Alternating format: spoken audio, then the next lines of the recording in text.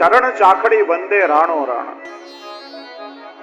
જેમ શ્રી ગુસાઈજી પ્રભુ ચરણનું સમગ્ર ઐશ્વર્ય આપના સ્વરૂપમાં છે, આપના નામમાં છે, એમ આપનું સમગ્ર ઐશ્વર્ય આપની પાદુકામાં પણ બિરાજે છે. ચરણ ચાખડીના બે અર્થ થાય. ચરણ ચાખડી એટલે ચરણ પાદુકા, અને ચાખડીનો બીજો અર્થ થાય વૈષ્ણવ જયારે પોતાના ઘરે ગુરુની પધરામણી કરે ત્યારે બીના ઘોળેલા કુમકુમની થાળી ભરીને સફેદ વસ્ત્ર પર ગુરુના ચરણારવિંદની છાપ લે અને નિત્ય પછી એના ચરણ સ્પર્શ કરે, એને પણ ચરણ ચાકડી કહેવાય. શ્રી મહાપ્રભુજીએ તો આપ સૌ જાણો છો કે ખુલ્લા ચરણારવિંદથી 3 વખત ભારતનું ભ્રમણ કર્યું છે. શ્રી મહાપ્રભુજીની ભારત યાત્રાને આપણે પૃથ્વી પરિક્રમા કહીએ છીએ. ભાગવત આદિમાં જ્યાં જ્યાં પૃથ્વી શબ્દ છે બધાનું તાત્પર્ય કેવલ ભારત સાથે છે. પૃથુ રાજાના નામ પરથી આ ધરાનું નામ પૃથ્વી થયું છે. અને વૈષ્ણવ તમે વિચારો કે શ્રી મહાપ્રભુજીએ સમયમાં 3 વાર પૃથ્વી પરિક્રમા કરી જે સ્થાનમાં બિરાજીને શ્રી મહાપ્રભુજીએ ભાગવત વેદ કે રામાયણનું પારાયણ કર્યું. અયોધ્યા અને ચિત્રકૂટ એવા સ્થાન છે જ્યાં શ્રી મહાપ્રભુજીએ વાલ્મીકી રામાયણનું પારાયણ કર્યું અને સ્વયં હનુમાનજી પ્રત્યક્ષ પ્રગટ થઈને શ્રી વલ્લભના મુક્તિ કથા શ્રવણ કરવા બિરાજ્યા છે. શ્રી મહાપ્રભુજી વિભુ છે અને એટલા માટે જ્યાં જ્યાં પધારે ત્યાંની વિભૂતિઓ સ્વયં આપનું સ્વાગત કરવા આવે. અશ્વિની કુમાર સુરત પધાર્યા તો તાપીજી સ્વયં શ્રી મહાપ્રભુજીની પંખાની સેવા કરે છે. કાશી વિશ્વનાથ, રામેશ્વર, ચંપેશ્વર મહાદેવ, ચંપારણીમાં સ્વયં પ્રગટ થઈને શ્રી વલ્લભના મુક્તિ કથાનું શ્રવણ કરી રહ્યા છે, કેમ કે આ વિભુ છે. જે સ્થાનમાં પારાયણ કર્યું એ સ્થાનને આપણે બેઠકના નામથી ઓળખીએ છીએ. જો આજે આ ભારત, પાકિસ્તાન, બાંગ્લાદેશ, બર્મા, અફઘાનિસ્તાનની જે બોર્ડરો છે ને, આ સરહદો 500 વર્ષ પહેલા નહીં હતી. અખંડ ભારત હતું ત્યારે. છતાં આપણે એવું કહી શકીએ જે સ્થાનમાં શ્રી મહાપ્રભુજી પધાર્યા છે ને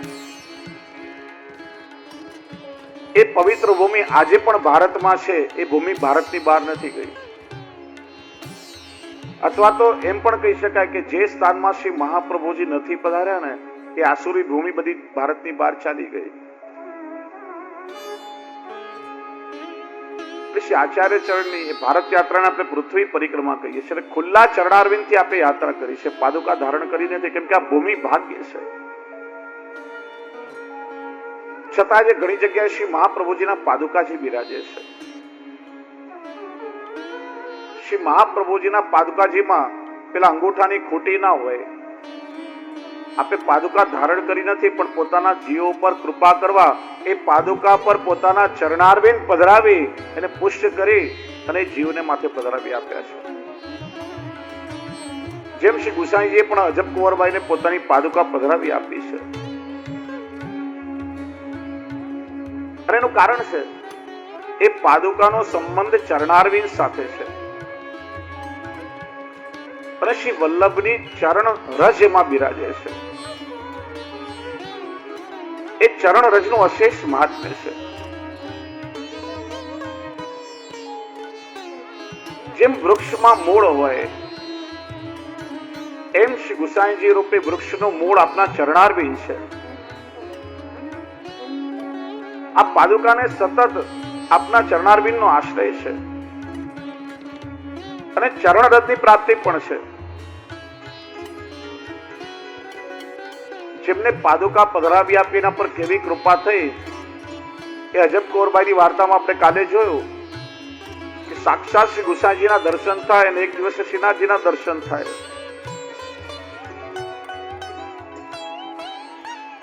પાદુકાનું પણ એક અત્યંત મહાત્મ્ય છે. સર્વોત્તમજીમાં છેલ્લું નામ છે ને, અશેષ ભક્ત સંપ્રાર્થે ચરણાબ્જ રજોધન. એ ચરણની જે રજ છે ને પુષ્ટિ જીવોનું ધન છે. આ ચરણારવિંદની જે રજ છે એ ભગવત લીલાત્મક દ્રષ્ટિ આપનારી છે. અને એટલા માટે આપણે ઠાકોરજીની સેવામાં અપરસમાં સ્નાન કરીએ. સ્નાન કર્યા પછી સૌથી પહેલા આપણે ચરણામૃત લઈએ છીએ. શ્રી મહાપ્રભુજી સુબોધજીમાં આજ્ઞા કરે છે,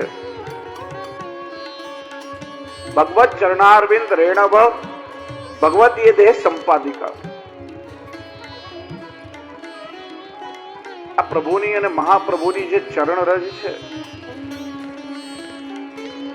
એ ભગવતીય દેહનું સંપાદન કરે છે. આપણો દેહ ભગવત સેવોપયોગી બને છે, તેનું નવત્વ પ્રદાન કરે છે. એટલે આપણે સ્નાન કર્યા પછી સૌથી પહેલા ચરણામૃત લઈએ ત્યારે આપણી દેહ શુદ્ધિ થાય છે. મુખથી ચરણામૃત અધરથી લઈ પછી આપણે નેત્રો પર લગાડીએ છીએ, જેનાથી એ સેવામાં લીલાત્મક દ્રષ્ટિ આપણને મળે અને નેત્રના લૌકિક વિષયો દૂર થાય.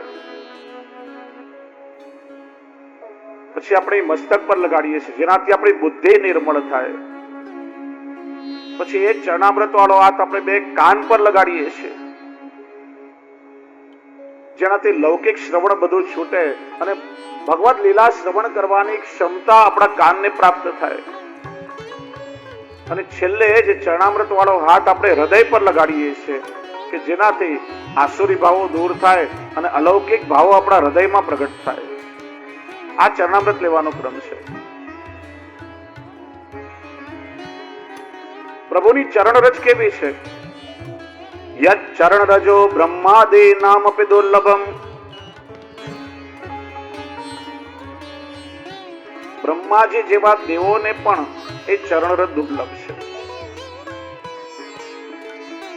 લક્ષ્મીજી નિરંતર પ્રભુની ચરણ સેવા કરે છે. શા માટે? તે પ્રભુની ચરણ સેવા કરતા કરતા એ ચરણ રજ પ્રાપ્ત થાય. બરસ હજાર ન તપકીઓ બ્રહ્મા હું નહીં પાય. બ્રહ્માજીએ ચરણ રજની પ્રાપ્તિ કરવા હજારો વર્ષ તપ કર્યું, છતાંય ચરણ રજ એમને નથી મળી. જો ભગવાન રામચંદ્રજી મર્યાદા પુરુષોત્તમ છે અને મર્યાદા પુરુષોત્તમની ચરણ રજમાં જળને ચેતન બનાવવાનું સામર્થ્ય છે. પ્રસંગ આપ સૌ જાણો છો કે અહિલ્યા પથ્થરના રૂપમાં હતી અને શ્રી રામચંદ્રજીના ચરણનો સ્પર્શ થયો અને એ ચરણની રજના પ્રતાપથી પથ્થરમાંથી પાછી અહિલ્યા બની ગઈ. જળમાંથી ચેતન બનાવવાનું સામર્થ્ય મર્યાદા પુરુષોત્તમની ચરણ રજમાં છે, જ્યારે પુષ્ટિ પુરુષોત્તમની ચરણ રજ તો સાક્ષાત સ્વયં ભગવદ રૂપ છે. કિશોરીબાઈને એ જ રજ પધરાવી આપી યમુનાજીની વાલુકા. અને વાલુકા કઈ? મુરારી પદ પંકજ સ્ફુરદ મંદરેણુત્કટમ. યમુનાજીની રજ પણ એ કોની? સાક્ષાત પ્રભુની ચરણ રજ છે. અને એમાં નિત્ય ભગવત લીલાના દર્શન કિશોરીબાઈને થતા.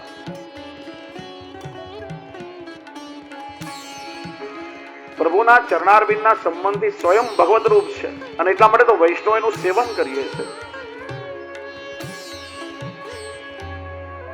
મંગલાચરણમાં આપણે બોલીએ છીએ ને, ચિંતા સંતાન હંતારો યત પાદ અંબુજ રેણવ સ્વીયાનાંતાન નિજ આચાર્યન પ્રણમામી મુહુર્મુહુ. શ્રી મહાપ્રભુજીને શ્રી ગુસાઈજીની ચરણ રજ કેવલ ચિંતાની, ચિંતા સંતાન હંતારો એટલે ચિંતાની આખી પરંપરાઓને મૂળમાંથી નષ્ટ કરી દે છે. જીવને નિશ્ચિંત બનાવે છે. સાધન દીપિકા ગ્રંથના પ્રથમ શ્લોકમાં મંગલાચરણમાં શ્રી ગોપીનાથજી વિનંતી કરે છે, તાન શ્રી તાત પદ પદ્મ રેણવ કામધેનવ. શ્રી મહાપ્રભુજીના ચરણારવિંદની રેણુ અમારા માટે તો સાક્ષાત કામધેનુ સમાન છે. શ્રી ગુસાઈજી કૃપા કરી ચરણ ચાખરી વંદે રાણો રાણ. કેવલ સાધારણ જીવો નહીં, મોટા મોટા રાજા મહારાજાઓ પણ શ્રી ગુસાઈજીના ચરણમાં આવ્યા અને આપની ચરણ પાદુકાને વંદન કરે છે, સેવા કરે છે. રાજા ભીમ, રાજા જયમલ, રાજા માનસિંહ, રાજા આસ્કરણ, અનેક રાજાઓ શ્રી ગુસાઈજીના શરણમાં આવ્યા છે. અને આપની ચરણ રજનો પ્રભાવ કેવો છે? સરસ થયા જે હુતા પ્રેત પાષાણ.